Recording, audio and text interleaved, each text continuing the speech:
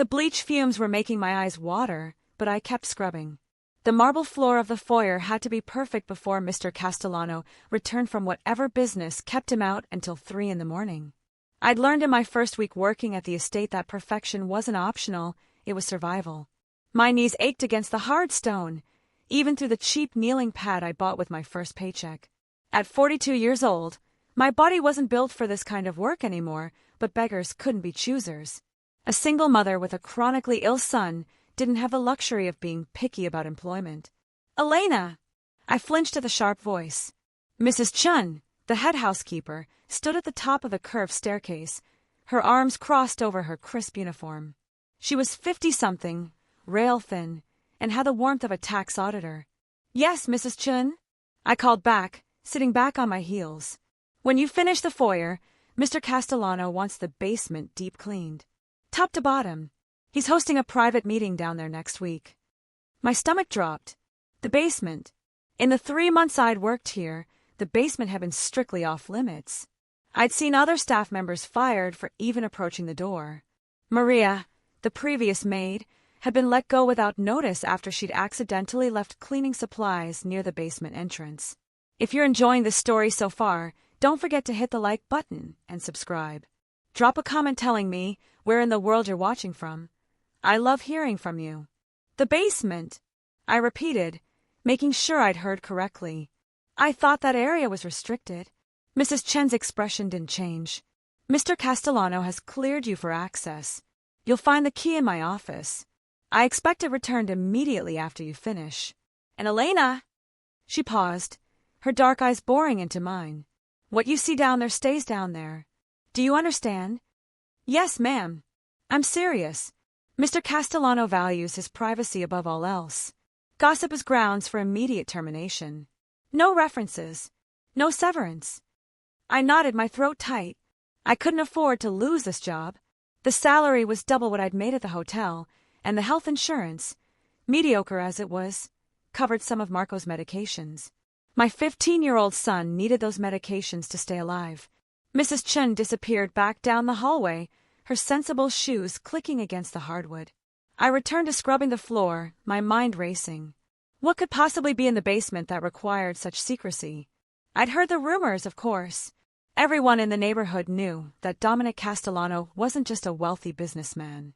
The estate's location in the wealthy suburbs of Boston, the armed security patrolling the grounds, the black SUVs that came and went at odd hours, it all pointed to something darker than legitimate enterprise. But I didn't care what he did. I couldn't afford to care. All that mattered was the paycheck that kept Marco's oxygen concentrator running and paid for his doctor visits. 2 hours later, I stood in front of the basement door, key in hand. The door was solid oak, reinforced with steel brackets. A small keypad beside the handle blinked red. Waiting for the code, Mrs. Chun had written on a slip of paper. I punched in the numbers. 8264. The light turned green, and the lock disengaged with a heavy click.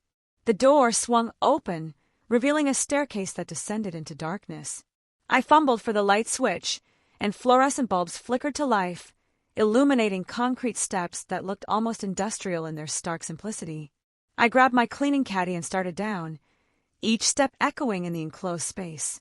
The air grew cooler as I descended, carrying a faint chemical smell that reminded me of hospitals. My heart rate picked up. What kind of business was conducted down here? The basement opened into a large, finished space. Not the dusty storage area I'd expected, but a sleek, modern room with tile floors and recessed lighting. The walls were painted a clinical white, and medical-grade cabinets lined one side. And in the center of the room sat a dialysis machine. I stopped dead in my tracks, my cleaning supplies nearly slipping from my grip. The machine was state-of-the-art, the kind I'd seen during Marco's hospital visits when his kidneys had nearly failed last year. Tubes and monitors, a reclining chair positioned beside it, supplies stacked neatly on a nearby table. Someone in this house was sick, very sick. I moved closer, my professional curiosity overriding my caution. Before Marco's illness, I'd worked as a nursing assistant for 5 years. I knew medical equipment when I saw it. The dialysis machine was configured for home use, probably running treatments 3 times a week based on the supply inventory. But who? Mr. Castellano lived alone in this massive estate. No family visited.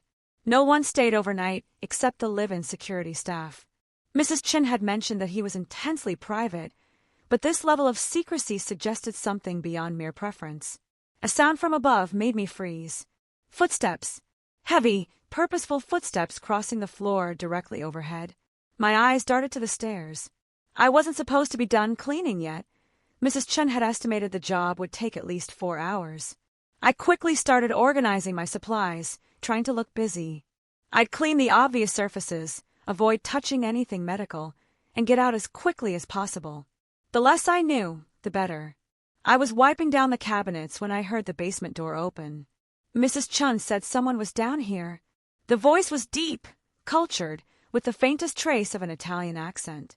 I'd heard it before, filtering through the house when Mr. Castellano gave orders to his security team, but never directed at me. Staff like me were invisible to men like him. I turned, cloth still in hand. Dominic Castellano stood at the bottom of the stairs, and for the first time, I got a clear look at my employer. He was younger than I'd expected, maybe 40, 42 at most. Tall, easily over 6 feet, with the build of someone who'd once been athletic but had softened slightly around the edges. Dark hair showed threads of silver at the temples. His face was handsome in a harsh, aristocratic way, sharp cheekbones, strong jaw, deep-set eyes that were currently fixed on me with an intensity that made my breath catch. But it was the exhaustion that struck me most. Dark circles shadowed his eyes. His skin had an unhealthy pallor beneath his olive complexion. His expensive suit hung a little loose on his frame, suggesting recent weight loss. Mr. Castellano. I straightened, gripping the cleaning cloth. Mrs. Chin asked me to deep clean the basement. I can come back later if this is a bad time. He didn't respond immediately. His gaze moved from me to the dialysis machine, then back again. Something shifted in his expression. Wariness, calculation, resignation. How much did you see? His voice was carefully neutral. Just what's in this room, sir? I was cleaning the cabinets. The machine. Did you touch it? No, sir. I wouldn't touch medical equipment without training. His eyebrows lifted slightly. You have training? I was a nursing assistant before I came here. 5 years, mostly geriatric care. I hesitated, then added, my son has chronic kidney disease. I'm familiar with dialysis. Dominic moved further into the room, his steps measured and careful. Now that I was looking for it, I could see the slight stiffness in his gait, the way he favored his left side. Signs of someone managing chronic pain. Your son, he repeated. How old? 15. Marco. And his condition? Managed for now. He's on a transplant list, but the wait is long. We're doing peritoneal dialysis at home 4 times a day. Dominic stopped beside the machine, one hand resting on the chair. Then you understand the importance of discretion. It wasn't a question. My stomach tightened. Yes, sir. What I'm about to tell you, Elena, it is Elena, correct? Elena Russo, yes. What I'm about to tell you, Elena, cannot leave this room. Not to Mrs. Chun, not to the other staff, and certainly not to anyone outside this estate. Do you understand the consequences if you betray my confidence? I thought of Marco, of his medication schedule, of the oxygen tank beside his bed. I thought of the stack of medical bills on my kitchen table that I paid $20 at a time. I understand, sir. Dominic studied me for a long moment, as if weighing whether to trust me. Finally, he sighed and sank into the dialysis chair. I have end-stage renal disease, he said quietly. Polycystic kidney disease, inherited from my father. I've been on dialysis for 2 years, 3 times a week. The admission hung in the air between us. I processed this information, connecting the dots. No one knows. My personal physician knows. My lawyer. And now you. He leaned back in the chair, looking suddenly older and more vulnerable than any crime boss should. In my world, weakness is death. If my enemies knew I was sick, they would move against me. If my allies knew, they would abandon me. The moment I show vulnerability, everything I've built collapses. But you need treatment to survive, I said slowly. You can't hide this forever. I don't need forever. I need long enough to find a donor, get a transplant, and recover without anyone knowing I was ever compromised. His dark eyes met mine. I've been on the transplant list for 18 months. My blood type is rare, B negative. The wait could be years. Years you might not have. Exactly. He rubbed his face with both hands, a gesture of exhaustion. So I hide. I run my business from home as much as possible. I schedule dialysis for late at night when the staff is minimal. I make excuses for why I'm not seen in public as often. And I employ people like Mrs. Chun who know how to keep their mouths shut. Until you had to let someone down here to clean. The room needs maintenance. I can't do it myself, and I can't have my regular cleaning crew asking questions about medical equipment. He looked at me with something that might have been desperation. Please, I'm begging you, don't tell anyone. The plea was so unexpected, so raw that I took a step back. This man, this dangerous, powerful man who commanded fear and respect, was begging me, a maid, for discretion. I won't tell anyone, I said. I promise. Why should I believe you? But there was no accusation in his tone, just genuine curiosity. Because I know what it's like to be sick and afraid. I know what it's like to hide your struggles, because admitting them makes you vulnerable. I set down my cleaning cloth. Marco doesn't want his friends knowing about his dialysis. He thinks they'll treat him differently. He thinks they'll see him as fragile instead of just. Marco, I imagine it's not that different for you. Dominic's expression softened. No, it's not different at all. Silence settled between us, not uncomfortable but heavy with shared understanding. I looked at the dialysis machine, at the supplies, at the clinical efficiency of the setup. When was your last treatment? I asked. 2 nights ago. Tuesday, Thursday, Saturday like clockwork. Tonight is Saturday. I'm aware. He shifted in the chair, wincing slightly. I was planning to start at midnight. Less chance of being interrupted. That's in 6 hours. You're going to feel terrible by then. I felt terrible for 2 years. 6 more hours won't kill me. But his pallor suggested otherwise. I'd seen Marco push his dialysis times, trying to fit treatments around school and social activities. It always ended badly. Cramping, nausea, dangerous fluid buildup. Do you run the treatment yourself? I asked. I've been doing it long enough to manage. That's not an answer. Dominic's lips quirked in what might have been a smile. You're very direct for a maid. I'm very direct for anyone. It got me fired from my last job. I crossed my arms. Do you need help? I can't ask you to. You're not asking. I'm offering. I moved to the supply table, automatically inventorying what was there. I've assisted with dialysis treatments before. It's safer with 2 people, and you look like you're about to pass out. I'm fine. You're lying. I can see it in your eyes. I turned to face him fully. Look, Mr. Castellano, Dominic. If you're going to see me hooked up to a machine 3 times a week, you might as well use my first name. Dominic, then. I need this job. My son needs the insurance this job provides. So I have every incentive to keep your secret and make sure you don't die from a botched treatment in your basement. I paused. Besides, you're paying me to clean. I'm just being thorough. This time he did smile, a genuine expression that transformed his face. Very well, Elena. But not now. Come back at midnight. I'll begin the treatment then. I can stay until then. Don't you have a son to get home to? His grandmother is with him until 8. I have time. Dominic studied me again, that calculating look returning. But beneath it I saw relief. The cleaning supplies are just a cover. You don't actually have to scrub the floor. The baseboards could use some attention. You're serious. I'm always serious about cleaning. Keeps my hands busy while I think. I grabbed my cloth. Go rest. I'll wake you at 11:30. He stood slowly, using the chair for support. Elena! Yes. Thank you. For not running. For not judging.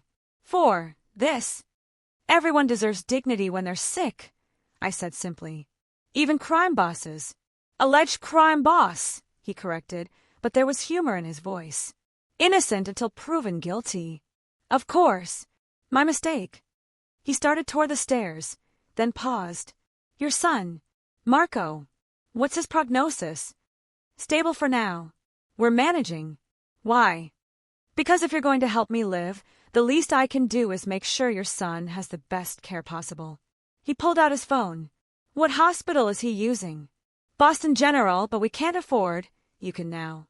I'll have my physician contact them on Monday. Anything Marco needs, medications, treatments, specialists, it's covered.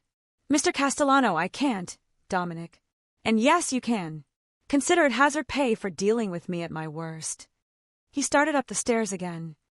Midnight, Elena. Don't be late. I watched him disappear into the main house, my mind reeling. In the space of an hour, my entire world had shifted. I'd come down to clean a basement and ended up becoming the confidant of one of Boston's most feared men. I should have been terrified, should have been calculating my exit strategy. Instead, I felt oddly calm. Maybe it was the familiarity of the medical equipment. Maybe it was recognizing the same fear in Dominic's eyes that I saw in Marco's when the pain got bad. Or maybe it was simply that, for the first time in years, I felt useful for something beyond scrubbing floors. I returned to my cleaning, but my mind was elsewhere, planning treatment schedules, wondering what complications he might be facing, calculating medication dosages. The bleach fumes didn't bother me anymore. I had more important things to think about. At 11:45 that night, I descended the basement stairs again. Dominic was already there, dressed in comfortable clothes, soft gray pants, and a button-down shirt that would be easy to work around. He'd set up everything on the supply table with practiced efficiency. "You came back," he said, sounding surprised. I said I would. I washed my hands at the small sink in the corner, using the antibacterial soap. "Have you done your pre-treatment vitals? Blood pressure is 160/95. Slightly elevated, but normal for me pre-dialysis. Weight! Up 3 kilos since Thursday. Fluid retention." I nodded, pulling on medical gloves from the supply cabinet. "Let's get you comfortable." The next 4 hours passed in focused silence, broken only by the beeping of machines and my occasional questions about how he was feeling. I'd assisted with dialysis treatments before, but never for someone who was running an entire criminal organization between sessions. Dominic spent the first hour on his phone, typing messages and reviewing documents. But as the treatment continued and the exhaustion set in, he eventually set the phone aside. "Tell me about Marco," he said quietly. "What do you want to know?" "Everything. What he's like. What makes him laugh. What his dreams are." So I talked about Marco's love of science fiction, his determination to finish high school despite missing so many days, the way he'd memorized every episode of Star Trek and could quote entire scenes, his fear of being a burden, his fierce independence. "He sounds remarkable," Dominic said when I finished. "He is. He's stronger than I ever was." "I doubt that." Dominic's eyes were closed, his head resting against the chair. "You're working 2 jobs to keep him alive. You're learning medical procedures on the fly. You discovered your employer's deepest secret and stayed anyway. That takes strength. Or desperation. Sometimes they're the same thing." I checked his vitals again. Blood pressure stabilizing. Fluid removal on target. No signs of cramping or nausea. "Can I ask you something?" I said, adjusting the flow rate. "You've earned that right. Why don't you have someone else? A private nurse, someone trained for this. You could afford it." "I could," Dominic agreed. "But nurses talk. They have colleagues, friends, professional obligations. The more people who know, the greater the risk. You." He opened his eyes, looking at me. "You have as much to lose as I do. Maybe more. That makes you trustworthy." "Because I need the job. Because you understand what's at stake." He shifted slightly. "And because you didn't look at me with pity when you found out. You looked at me like a problem to be solved. I can work with that." The treatment continued. We fell into an easy rhythm, me monitoring the machine and his responses, him working on his phone when he had the energy, both of us existing in this strange bubble of vulnerability and trust. Around 3 a.m, as the treatment was winding down, Dominic spoke again. "I'm going to increase your salary," he said.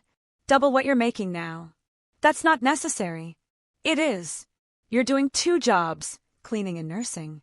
You should be compensated accordingly." He paused. "And there's another thing.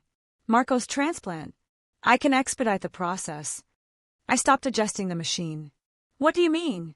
"I have connections. Doctors who owe me favors.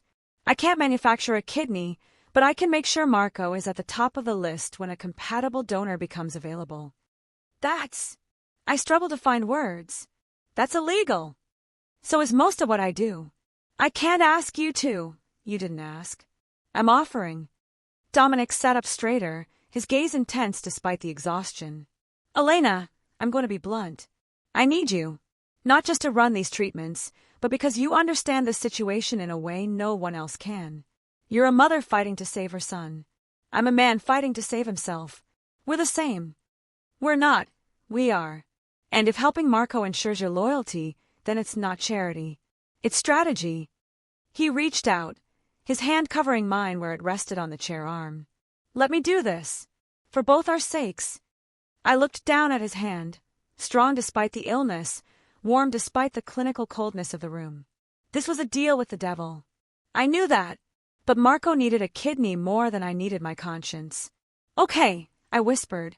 Thank you. Don't thank me yet. You're going to earn every penny of that salary. My treatments get harder from here. He wasn't wrong. Over the next few weeks, I learned the full scope of Dominic's condition. The nausea that hit him after every treatment. The bone pain from calcium imbalances. The crushing fatigue that left him bedridden for hours. The dietary restrictions that made eating a calculated exercise in chemistry. But I also learned other things. That he'd built his organization from nothing after his father died, leaving behind debts and enemies. That he'd put 3 nieces through college and bought his sister a house. That he donated anonymously to kidney research foundations and children's hospitals. He wasn't a good man, but he wasn't entirely bad either. And somewhere in those late-night treatments, in the quiet conversations while machines hummed and fluids drained, something shifted between us. It started small. Him asking about my day. Me bringing him tea that wouldn't interfere with his diet. Shared looks when Mrs. Chun said something particularly irritating. Inside jokes about the various beeps and alarms. I told myself it was just professional rapport. But the flutter in my chest when I saw him waiting in the basement said otherwise. 3 months into our arrangement, everything changed on a Tuesday night. I arrived at the estate at 11:30 as usual, letting myself in through the service entrance with the key Dominic had given me. The house was quiet. Most of the staff had gone home, and the security team knew to leave me alone when I headed to the basement. But tonight, something felt off. The basement door was already open. Light spilled up the stairwell, and I could hear movement below. Not the usual careful preparation sounds, but something frantic, chaotic. I took the stairs 2 at a time, my heart pounding. Dominic was on the floor beside the dialysis chair, one hand clutching his abdomen, his face twisted in pain. The treatment hadn't been started yet. Supplies were scattered across the table, a blood pressure cuff lay on the ground, and his phone was just out of reach. Dominic! I dropped my bag and ran to him, falling to my knees beside him. What happened? Cramping, he gasped. Started about 20 minutes ago. Can't get up. I pressed my hand to his forehead, burning hot. His skin was clammy with sweat, and his breathing came in short, painful bursts. Did you check your temperature? 103. My stomach dropped. Fever during dialysis could mean infection, peritonitis, sepsis, catheter contamination. Any of them could kill him in hours if left untreated. We need to get you to a hospital, I said, reaching for my phone. No. His hand shot out, gripping my wrist with surprising strength. No hospitals. No records. If word gets out, if you die, word will definitely get out, I snapped. Dominic, you need medical attention. Real medical attention, not what I can provide in a basement. Then call Dr. Morrison. Number's in my phone.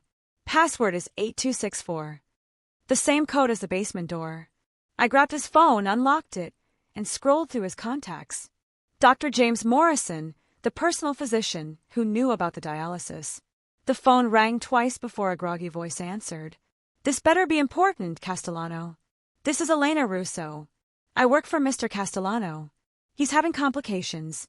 Fever of 103, severe abdominal cramping, scheduled dialysis hasn't started yet. The voice sharpened immediately. How long has he had the fever? I looked at Dominic, who held up trembling fingers. About an hour, he's indicating. Son of a bitch. He texted me earlier saying he felt off, but he didn't mention fever. Background noise suggested the doctor was already moving. Is there any discharge from the catheter site? Any redness or swelling? I carefully pulled up Dominic's shirt. The catheter site on his abdomen showed inflammation, angry red skin radiating from the insertion point, and when I pressed gently nearby, Dominic hissed in pain. Redness and swelling, tender to touch. Peritonitis, probably bacterial. I'm 20 minutes out. I was at my cabin in Concord. Can you start in 4? I've assisted with 4 starts, but I've never done one independently. You're going to learn tonight. Go to the medical cabinet, left side, 3rd drawer. There's an 4 kit and bags of saline. Get him hydrated and bring that fever down. I'll walk you through it. I put the phone on speaker and ran to the cabinet, pulling out supplies with shaking hands. For catheter, alcohol wipes, tourniquet, tape, bags of saline solution. I'd watched nurses do this hundreds of times. I could do this. I could do this because Dominic needed me to. Got the supplies, I said, returning to him. Dominic, I need you to straighten your arm. This is going to hurt. Everything hurts, he muttered, but he extended his right arm. Dr. Morrison's voice guided me through each step. Find the vein, there, in the crook of his elbow, darker and ropier than the surrounding vessels. Clean the site with alcohol. Insert the catheter at a shallow angle, watch for the flash of blood, that meant I'd hit the vein. Thread the plastic tubing, remove the needle, secure everything with tape. My hands shook, but I managed it. The saline started flowing, and Dominic's breathing eased slightly. Good work, Elena, Dr. Morrison said. Now I need you to give him an injection of broad-spectrum antibiotics. Same drawer as the 4 kit, there should be preloaded syringes. Ceftriaxone, 1 gram. I found the syringe, checked the label twice, and injected it into his foreport. The medication would start fighting whatever infection was ravaging his system, but we were racing against time. I'm pulling up now, Dr. Morrison said. Meet me at the service entrance. I looked at Dominic. His eyes were closed, his breathing still labored. I can't leave him. He's stable for 60 seconds. I need you to let me in before someone else sees me. I sprinted upstairs, through the kitchen, and threw open the service door. A silver-haired man in his 60s emerged from a black sedan, medical bag in hand. He didn't waste time with introductions. Show me. We ran back to the basement together. Dr. Morrison knelt beside Dominic with practiced efficiency, checking vitals, examining the catheter site, listening to his lungs and abdomen. How long has the catheter been in? He asked. 8 months, Dominic managed. Due for replacement next month. It's infected. Needs to come out. Dr. Morrison looked at me. I'm going to need your help. Have you ever assisted with a catheter removal? No, but I learn fast. You'd better. He opened his medical bag. Dominic, I'm putting you under light sedation. This is going to be uncomfortable even with pain management. Just do it, Dominic said through gritted teeth. The next hour was a blur of clinical efficiency. Dr. Morrison removed the infected catheter, cleaned and debrided the site, started Dominic on 4 antibiotics and fluids. I handed him instruments, monitored vitals, and tried not to think about how easily this could go wrong. Finally, as dawn light began filtering through the high basement windows, Dr. Morrison sat back on his heels. He's stable. Fever's coming down. The infection was caught early enough that we should avoid sepsis, but he's going to need oral antibiotics for 2 weeks and close monitoring. He looked at me with newfound respect. You saved his life tonight. If you'd waited another hour to call me, we'd be having a very different conversation. I just did what needed to be done. Most people would have panicked. Most people wouldn't have known what to look for. He stood, helping me to my feet. Dominic mentioned he'd found someone to help with treatments, but he didn't mention you had medical training. I was a nursing assistant. I'm not qualified for this level of care. You are now. Dr. Morrison packed his equipment. I'll leave detailed instructions for the next few days. He can't do dialysis until the new catheter is placed. I've scheduled surgery at my private clinic for tomorrow afternoon. In the meantime, he needs to stay hydrated, keep the fever down, and rest. Surgery means anesthesia. Records. My clinic is completely private. No insurance claims, no hospital databases, No records that go anywhere except my secure files. He pulled out a business card and pressed it into my hand. My personal number. Call me day or night if there are any changes. And Elena, thank you. He's a difficult patient, but he's my friend. I'm glad he has someone watching out for him. After Dr. Morrison left, I pulled a chair next to the dialysis chair where we'd moved Dominic. He was sleeping now, the sedation and pain medication finally giving him relief. His color was already better, the terrifying pallor replaced by something closer to normal. I should have gone home.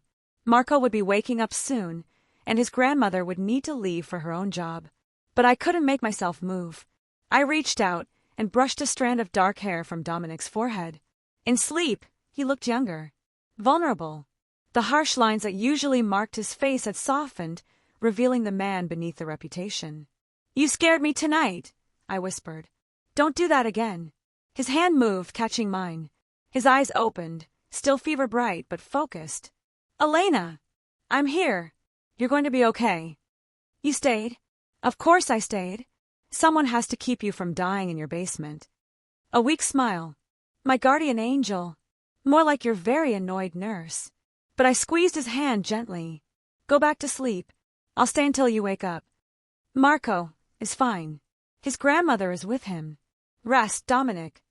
He closed his eyes again, but he didn't let go of my hand. And I didn't pull away. If you're hooked on this story, make sure to subscribe and turn on notifications so you never miss an upload.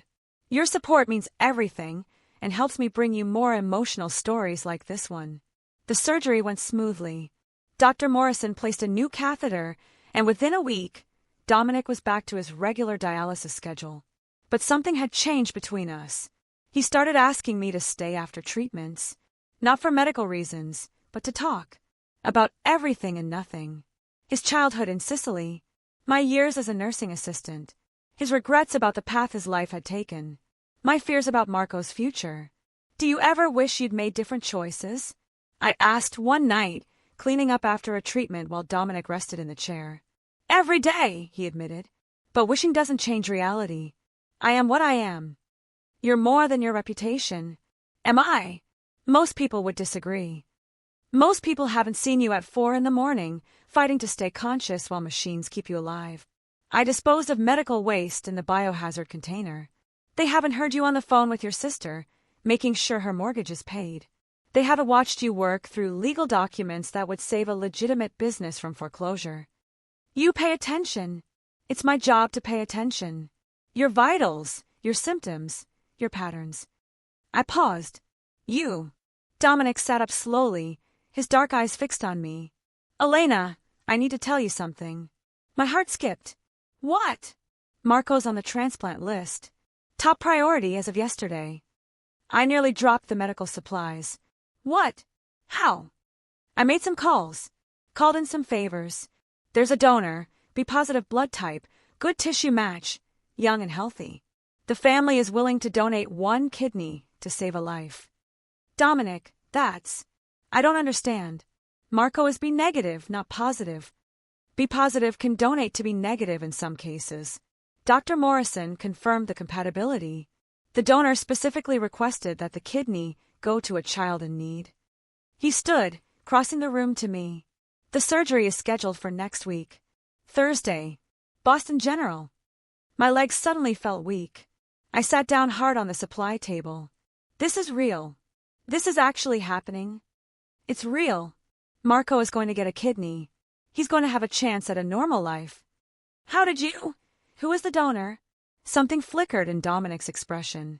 That's confidential. The family wished to remain anonymous. But you know them. I know a lot of people, Elena. I should have pressed, should have demanded answers. But all I could think about was Marco, my beautiful, brave son, finally getting the transplant he needed. Finally having a future beyond dialysis machines and dietary restrictions and crushing fatigue. I started crying. Not delicate tears, but great, shaking sobs that came from somewhere deep inside. All the fear and stress and exhaustion of the last 3 years poured out of me. Dominic's arms came around me, pulling me against his chest. He didn't say anything, just held me while I fell apart, one hand stroking my hair, his heart beating steady beneath my ear. Thank you. I choked out. Thank you. Thank you, thank you. You don't have to thank me. Yes, I do. You saved my son's life. You saved mine first. I'm just returning the favor. I pulled back to look at him, tears still streaming down my face. We were close, closer than we'd ever been.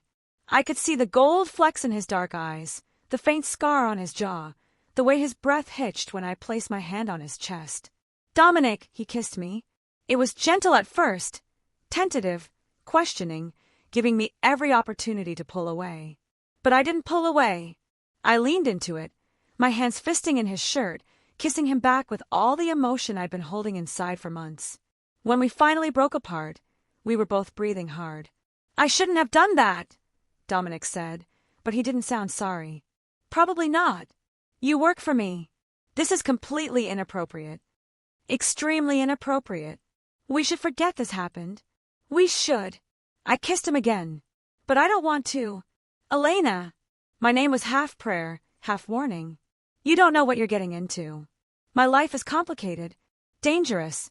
Anyone close to me becomes a target. I've been close to you for months. I've seen you at your most vulnerable. I know exactly what I'm getting into. Do you? He cupped my face in his hands. Do you know that there are people who would hurt you to hurt me?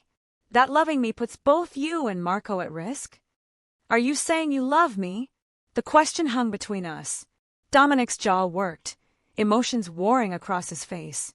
I'm saying that I care about you more than I should, more than is wise, and that terrifies me. Join the club, I said softly. I'm terrified too, but I'm also done pretending I don't feel something when I'm with you. This is a bad idea, probably the worst idea I've ever had. We should take this slowly, think it through. We should, I agreed.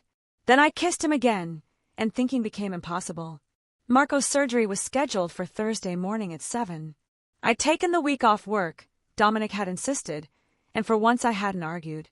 The night before the surgery, I sat beside Marco's hospital bed, holding his hand while he tried to act braver than he felt. What if it doesn't work? He asked quietly. What if my body rejects it? Then we deal with that if it happens.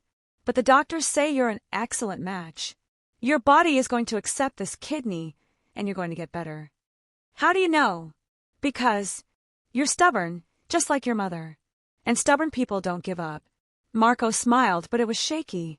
Mom, can I tell you something? Anything, baby. I know things have been different lately. You're happier. You smile more. He squeezed my hand. Is it because of your new job? I thought about Dominic, about late-night conversations and stolen kisses, and the way he made me feel alive again after years of just surviving. Partly, I admitted. I found something that matters. Someone who matters. Are you dating someone? It's complicated. That means yes. Marco's smile grew more genuine. Is he nice to you? Very nice. Maybe too nice. Then I'm glad. You deserve nice, Mom. You deserve to be happy. So do you, Marco. And tomorrow, you're going to start getting the life you deserve. He fell asleep an hour later, his hand still in mine. I stayed in the chair, watching him breathe, praying to any god who would listen to let this surgery work. My phone buzzed. A text from Dominic. How is he? Scared but brave, I typed back. Surgery is at 7 a.m. I'll be there. You don't have to. I'll be there, he repeated. I'm not letting you go through this alone. I smiled at my phone, warmth spreading through my chest. Thank you. Get some sleep, Elena. Tomorrow is going to be a long day. He was right. But sleep didn't come easily. I kept replaying everything that had led to this moment, finding the dialysis machine, learning Dominic's secret, the infection that had nearly killed him, the impossible gift of a donor kidney. It was too perfect, too convenient. But I pushed those thoughts away. Tomorrow, Marco would get his transplant. Everything else could wait. The surgery took 6 hours. 6 hours of pacing the waiting room, drinking terrible coffee, and trying not to think about all the things that could go wrong. Dominic arrived at 8, dressed casually in jeans and a sweater, looking like any other worried family member. He brought me real coffee from the good cafe downtown, sat beside me without speaking, held my hand when the surgeon finally came out to give us the news.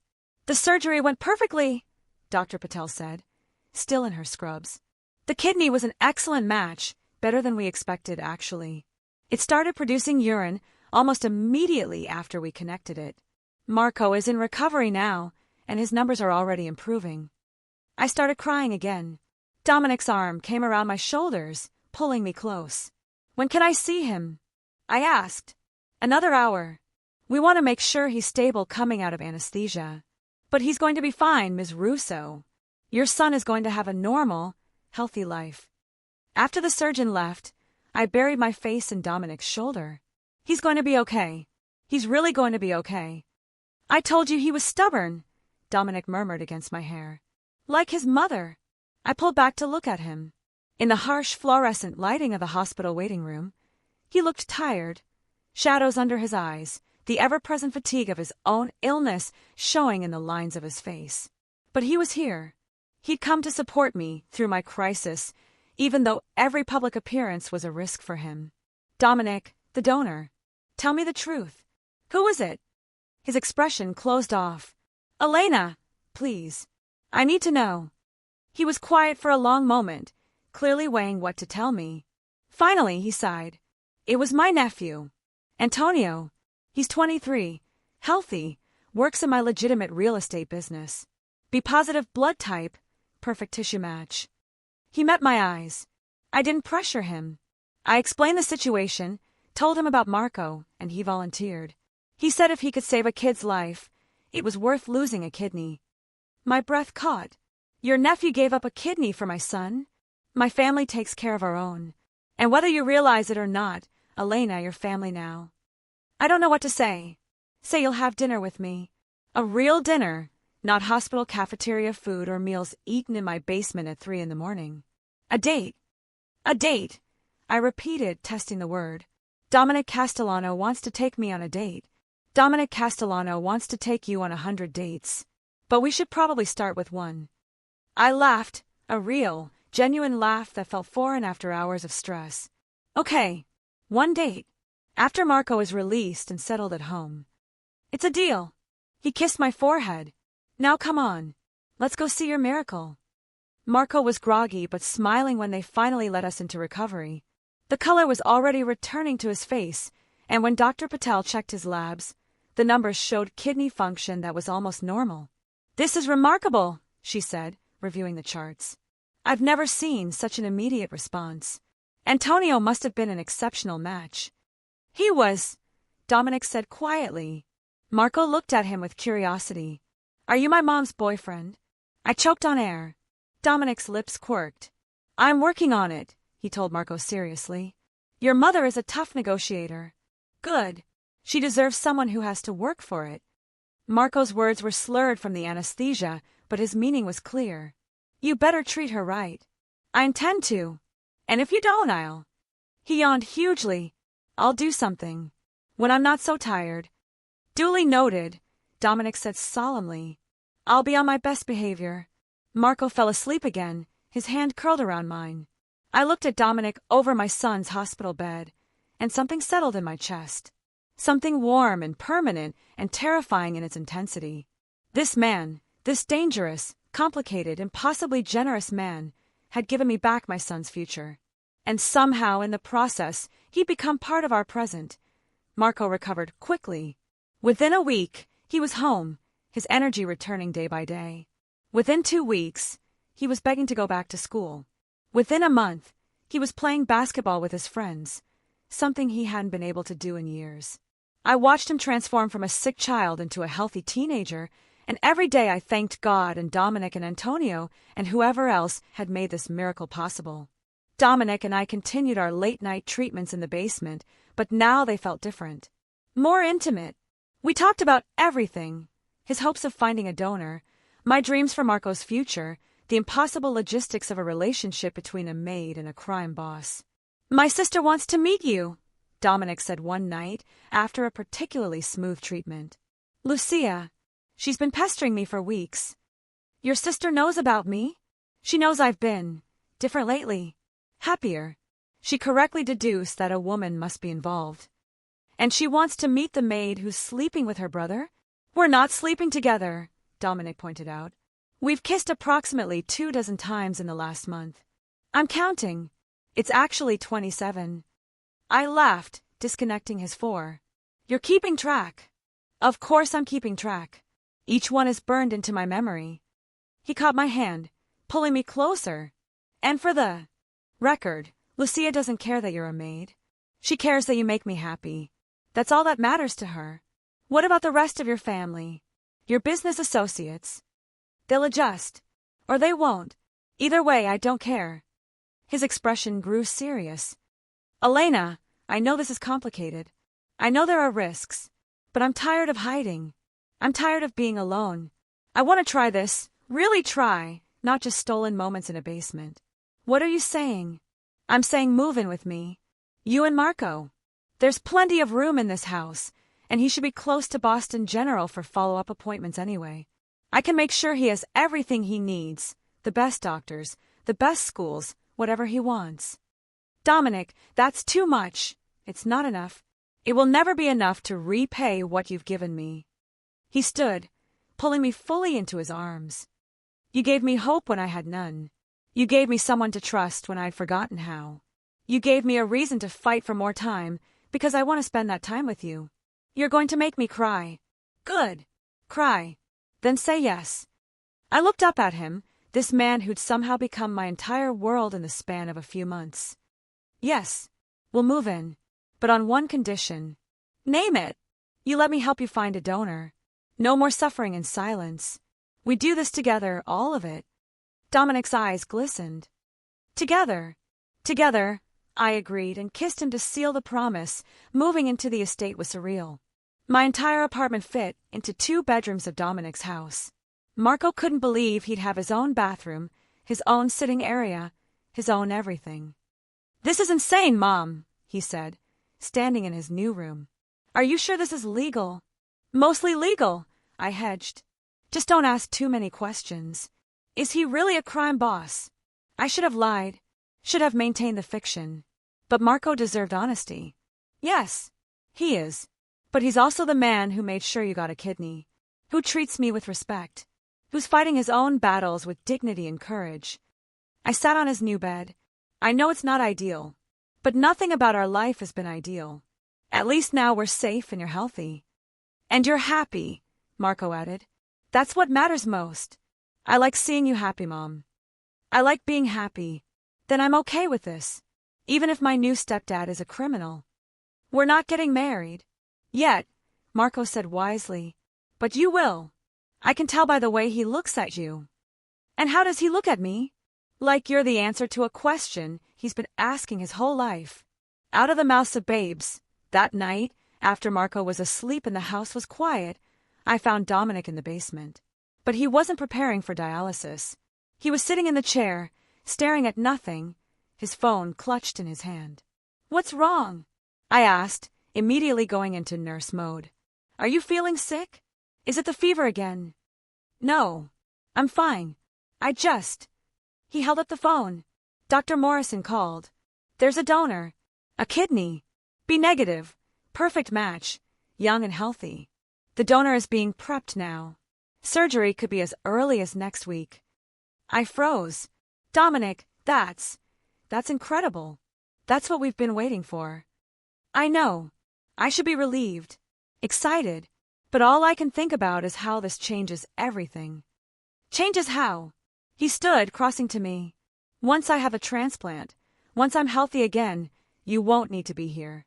The medical treatments that brought us together will be over. What if? He swallowed hard. What if that's all this is?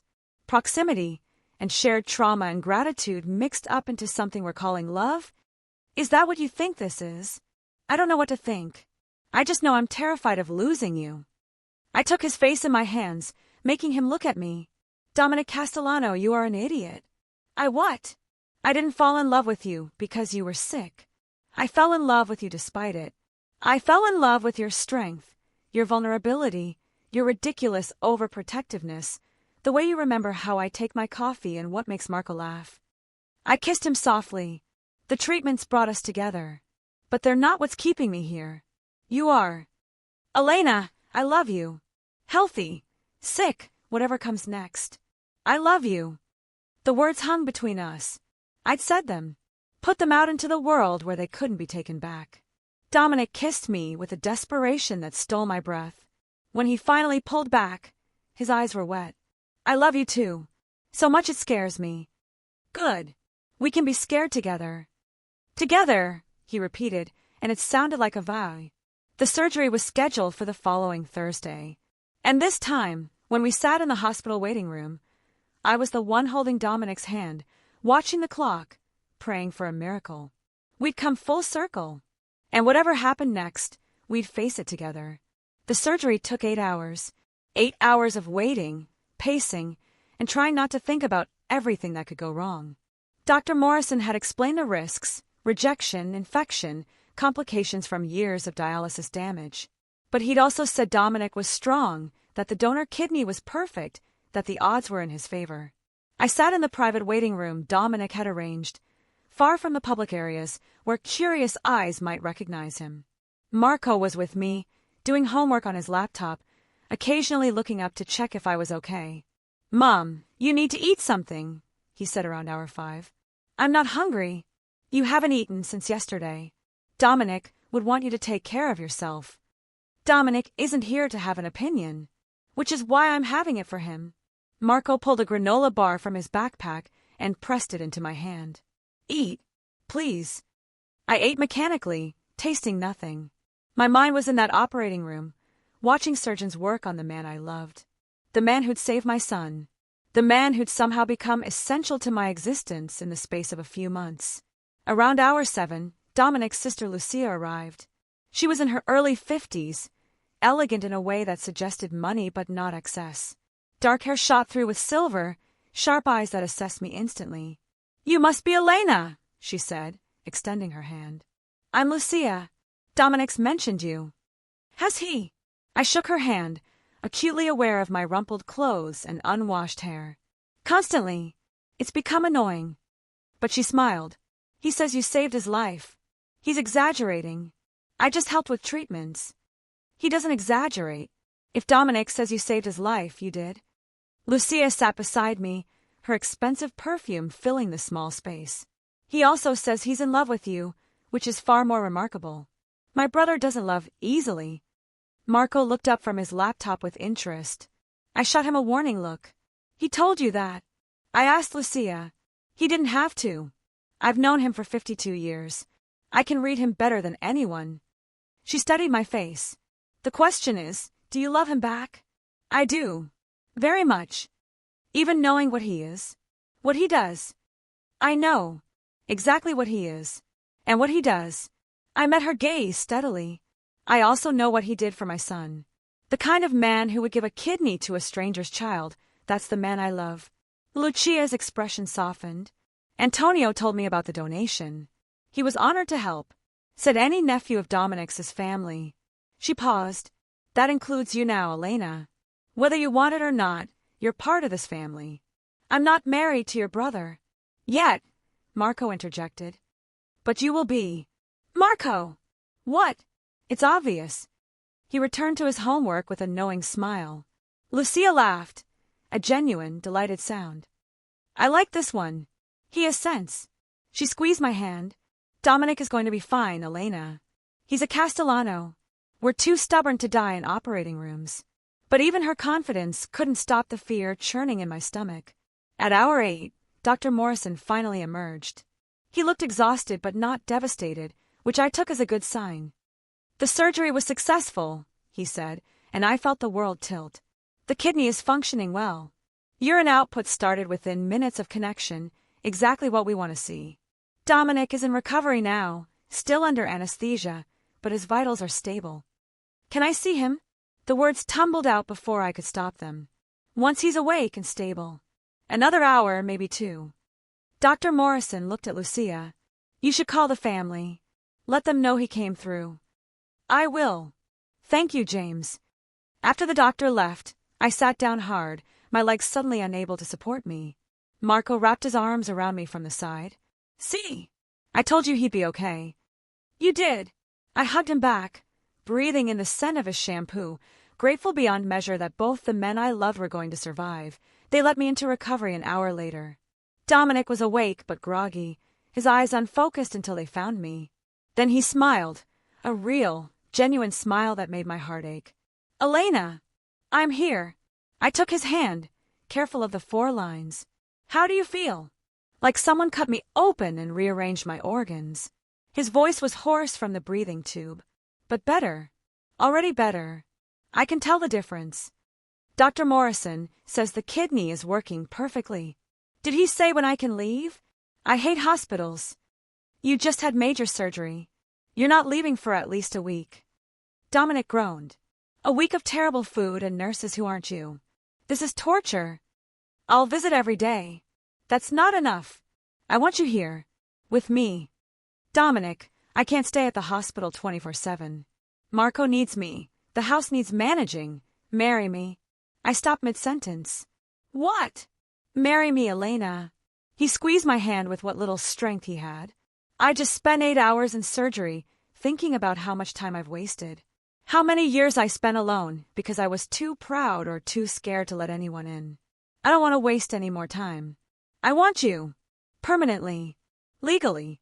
In every way that matters. You're on pain medication. You're not thinking clearly. I'm thinking more clearly than I have in years. He tried to sit up, winced, and settled back against the pillows. I love you. I love Marco. I want us to be a family, not just people living in the same house, but a real family. Married. Together. Forever. This is insane. We've known each other for 6 months. 6 of the most important months of my life. You've seen me at my worst. Sick, weak, vulnerable. If you can love me like that, you can love me through anything. Dominic, if you need time, I'll wait. If you need grand gestures, I'll provide them. But I need you to know that this isn't the medication talking. This is me, clear-headed and certain, asking you to be my wife. I looked at this man, this impossible, infuriating, generous man who'd somehow stolen my heart while I was busy trying to keep him alive. He was right. We had seen each other at our worst. We'd faced down illness and fear and the messiness of real life. And through it all, we'd chosen each other. Okay, I whispered. Okay, you'll think about it. Or okay, you'll marry me? Okay, I'll marry you, you ridiculous man. Dominic's face lit up with pure joy. He pulled me down for a kiss that tasted of antiseptic and pain medication but felt like coming home. I don't have a ring yet, he said when we broke apart. I was planning to do this properly, with dinner and romance, and I don't need a ring. I just need you. You'll get both. I promise. He touched my face gently. Thank you for saying yes. Thank you for saving my life. Thank you for loving me. Thank you for saving Marco. Thank you for seeing me. Thank you for being brave enough to be vulnerable. We stayed like that for a long moment, foreheads pressed together, breathing in sync. The recovery room bustled around us, but we existed in our own bubble of happiness. Marco appeared in the doorway, Lucia right behind him. Did you ask her? Marco demanded. Dominic laughed. How did you know? Because you're drugged up and emotional, and that's prime proposal time. Marco walked over to the bed, studying Dominic seriously. Did she say yes? She did. Good. Because if she didn't, I was going to have to convince her, and that would have been awkward. He extended his hand. Welcome to the family, Dominic. Try not to die, now that you're going to be my stepdad. I'll do my best, Dominic said solemnly, shaking his hand. Lucia was crying, elegant, happy tears that she didn't bother hiding. My baby brother getting married. Mama would be so happy. She'd probably have opinions about me proposing in a recovery room, Dominic said. She'd say you're efficient. Why waste time? Lucia kissed both his cheeks. Welcome to the chaos, Elena. Being a Castellano wife is never boring. Dominic's recovery was faster than anyone expected. The new kidney functioned perfectly. His energy returned, his color improved, and within weeks he looked healthier than I'd ever seen him. Dr. Morrison was thrilled with his progress. This is remarkable, he said during a follow-up appointment. Your kidney function is almost normal. The anti-rejection medications are working perfectly. If you maintain this trajectory, you could be off dialysis permanently within a month. Dominic squeezed my hand. Hear that? Permanently. I heard. But you still need to take your medications, watch your diet, and not overdo things. Yes, Nurse Russo. But he was smiling. We set the wedding date for 3 months out, enough time for Dominic to fully recover and for us to plan something small and meaningful. Lucia took charge of organizing, insisting that even a small Castellano wedding required proper planning. You're marrying into this family, she told me over coffee one afternoon. That comes with expectations. Don't worry, I'll make sure everything is perfect. I just want simple. Family and close friends. Simple for a Castellano still means 100 people, full security, and enough food to feed an army. She patted my hand. Trust me, I've done this before. Marco was thriving. His kidney function remained perfect, and he gained 20 pounds of healthy weight. He joined the basketball team at school and was talking about colleges, careers, futures that had seemed impossible a year ago. I want to be a doctor, he told me one night over dinner. Like Dr. Morrison. I want to help people the way he helped me. That's a wonderful goal, Dominic said. We'll make sure you have everything you need, tutors, internships, whatever it takes. I can work for it too, Marco said quickly. I don't want handouts. It's not a handout. It's an investment in family. Dominic's voice was gentle. I never had children of my own, Marco. Let me do this. Let me help you become who you're meant to be. Marco's eyes got suspiciously bright. Okay. Thanks, Dad. The word hung in the air. Dad. Not Dominic. Not Mr. Castellano. Dad. Dominic's face did something complicated. Surprise, joy, and overwhelming emotion all at once. You're welcome, son. I excused myself to the kitchen, ostensibly to get dessert, but really to cry happy tears where they couldn't see me. 2 weeks before the wedding, everything fell apart. I was in the basement. We converted it into a proper home gym now that the dialysis equipment was gone. When Mrs. Chen appeared at the door, her face grave. Elena, you need to come upstairs. Now. What's wrong? Mr. Castellano's office. Immediately. My heart sank. Mrs. Chen's tone meant trouble. I followed her up to Dominic's office, where I found him behind his desk, his face pale and set. 3 men I didn't recognize stood in the room, clearly security or associates. Elena! Dominic's voice was carefully controlled. We have a problem. What kind of problem? The kind where someone from my past has decided to make trouble. He pulled up a photo on his tablet and turned it toward me. Do you know this man? My blood turned to ice. The photo showed Daniel Garrett, my ex-husband. The man I divorced 5 years ago after he'd nearly put me in the hospital. The man I'd fled from, changed my name to escape, had hoped never to see again. That's my ex-husband, I whispered. Daniel. But I haven't seen him in years. He doesn't know where I am. He knows now. He showed up at the estate gates this morning, claiming you kidnapped his son, and he wants him back. Marco isn't his son. Daniel gave up his parental rights when I filed for divorce. He wanted nothing to do with a sick kid. That's not how he's telling it. He's claiming you falsified documents, that Marco is his biological child, and that he wants custody. Dominic stood, coming around the desk. He's also claiming I coerced you into a relationship, that you're afraid to leave, and that he's going to go to the authorities if you don't return Marco to him. That's insane. Marco is mine. The courts agreed. The courts in Connecticut, where you used to live. Here in Massachusetts. He can file for a review. And he's threatening to bring media attention to the whole situation, which means publicity for me, scrutiny on my business, and questions I can't afford to answer. I felt sick. He wants money. That's what this is about. He heard I was with you and he wants a payout. Obviously. The question is how to handle it.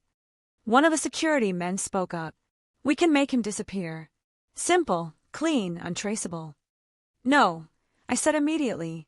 No violence. Not for him. He's not worth it. He's threatening your son, Dominic said quietly. He's threatening our family. I can't let that stand. You can't kill him, Dominic. I won't let you become that person for me. I've been that person long before I met you, Elena. But you're trying to be better. You're trying to build something legitimate. Murdering my ex-husband destroys all of that. Dominic looked at his men. Give us the room. They filed out silently. Once we were alone, Dominic pulled me into his arms. "What do you want me to do?" he asked. "Because I'll do anything to protect you and Marco. Anything. I want to face him. Legally. Properly." I pulled back to look at him. "Get your lawyers. Get the documentation showing he gave up his rights. Get the medical records showing Marco's kidney disease and treatment history. Daniel never paid a dime for any of it. Show him that he has no case and no leverage. And if he goes to the media anyway, then we tell the truth. That you and I fell in love. That you helped my sick son get the medical care he needed. That you're building a life with us." I touched his face. "I'm not ashamed of us, Dominic. Are you?" "Never. But the publicity will happen eventually anyway. You can't hide forever. Maybe it's time to stop trying." Dominic was quiet for a long moment, clearly thinking through the implications. Finally, he nodded. "Okay. We do this your way. Legal, proper, by the book." He kissed my forehead. "But I'm having him watched. If he makes one move toward you or Marco, all bets are off." "Fair enough." The confrontation happened 2 days later in a lawyer's office downtown. Dominic brought his full legal team, 5 attorneys who specialized in everything from family law to defamation.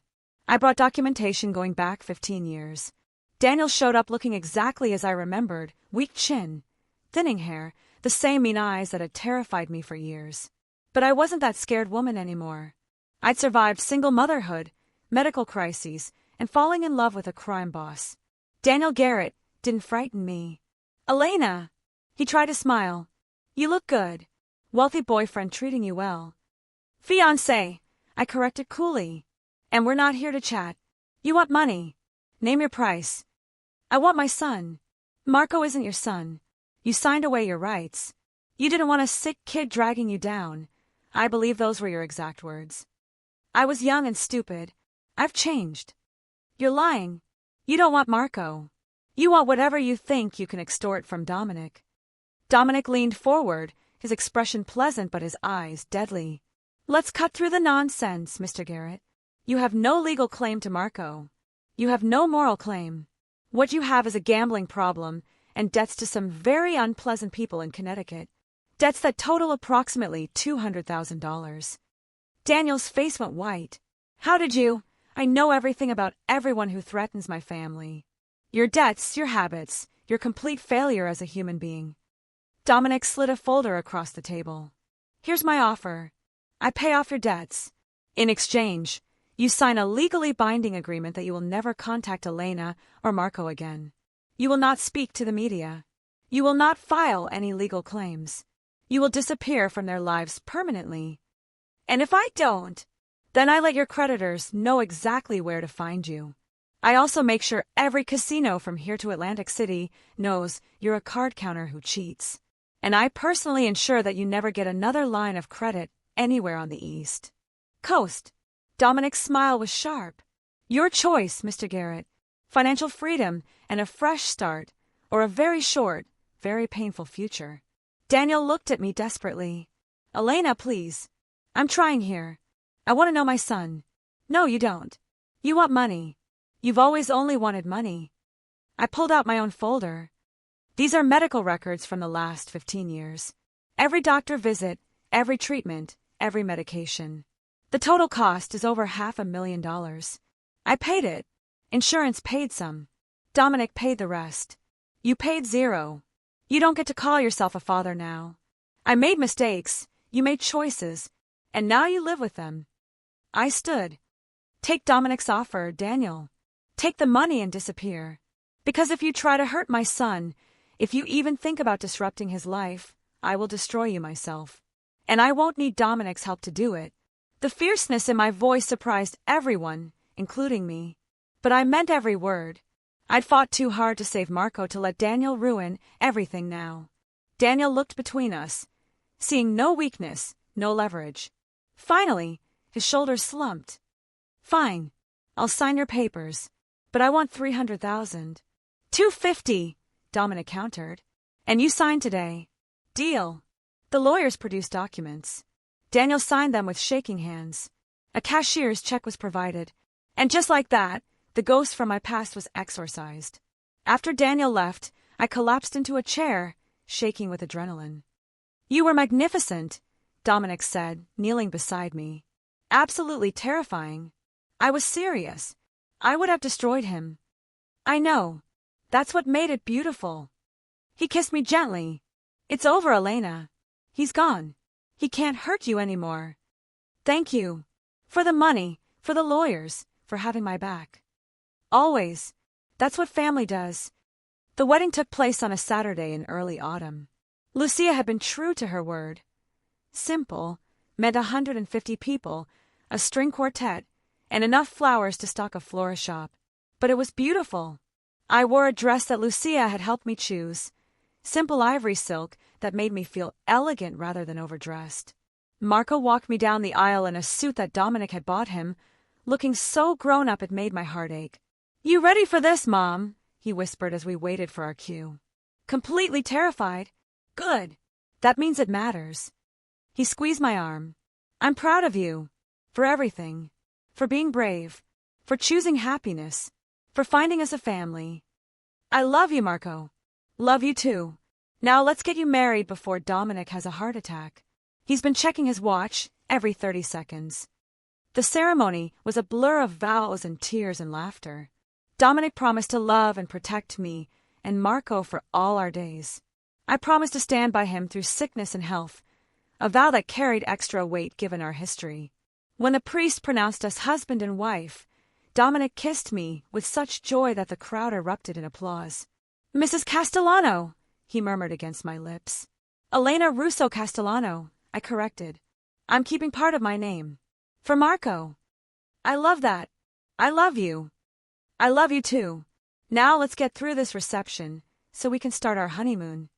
About that, Dominic looked almost sheepish. I may have made plans. What kind of plans? The kind that involved 2 weeks in Sicily, visiting where I grew up, showing you where I come from. He touched my face. I want you to see everything, Elena. All of it. The good and the bad. The beauty and the darkness. I want you to know all of me. I already do. But I'd love to see Sicily with you.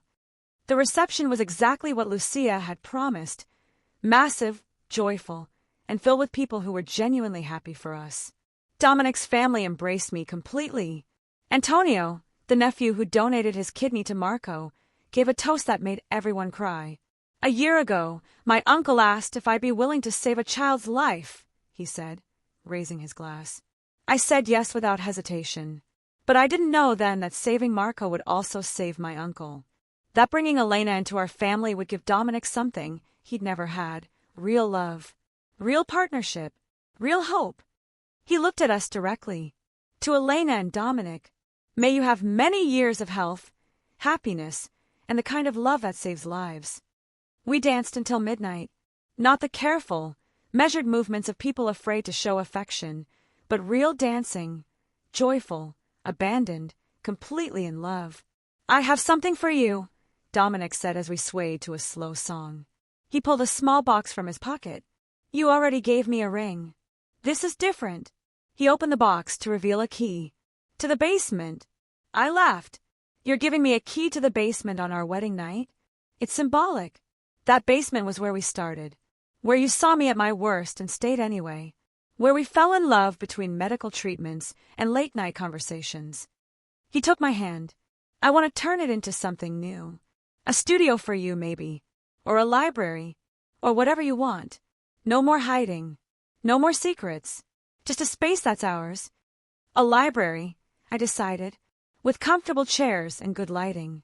Somewhere Marco can study and we can read together. Perfect. We'll start renovations next week. Or we could wait until after the honeymoon. Even better. Dominic spun me out and back in, grinning. Have I mentioned how much I love you? Several times today. But I never get tired of hearing it. Good. Because I plan to say it every day for the rest of our lives. 6 months later, I stood in the converted basement. Now a beautiful library with floor-to-ceiling bookshelves, comfortable leather chairs, and warm lighting. Marco was at the desk, studying for his SATs. Dominic sat in his favorite chair, reading medical journals about kidney function and transplant outcomes. I'd finally quit my job as a maid, Dominic had insisted, And I'd agreed when he pointed out that I could do more good as a patient advocate at Boston General, helping other families navigate the complex world of organ transplants and chronic illness. The dialysis machine was long gone, donated to a program that helped low-income patients access home treatment. But the basement still held medical supplies, just different ones now. First aid kits, Marco's backup medications, the emergency equipment that any family touched by medical crisis kept close. "Mom, can you help me with this essay question?" Marco called out. I walked over, reading over his shoulder. It was a personal statement for college applications. Describe a challenge you've overcome and what it taught you. "What did you write?" I asked. "About my kidney disease. About learning that accepting help isn't weakness. About how sometimes the people who save your life are the ones you least expect." He looked up at me. "Is that too sappy?" "It's perfect. It's true." Dominic joined us, reading over my other shoulder. "You should mention that your mother is a warrior who fought for you every single day. And that my dad," Marco still stumbled slightly over the word, but with growing confidence, "gave me a family when I needed one most." "I didn't give you anything," Dominic said quietly. "You and your mother gave me everything. A reason to fight, a reason to hope, a family I never thought I'd have. We stood there together, the three of us, bound by illness and healing, by crisis and love, by all the ways life breaks you down and builds you back up stronger." The basement wasn't a hiding place anymore. It was a foundation, the place where our family had been forged from desperation and secrecy into something real and permanent and unbreakable. "I'm going to make dinner," I announced. "Dominic, you're not allowed to help because you'll just sneak extra salt into everything." "I have no idea what you're talking about. Your blood pressure readings say otherwise." "Fine. I'll supervise from a safe distance." Marco laughed. "You two are ridiculous."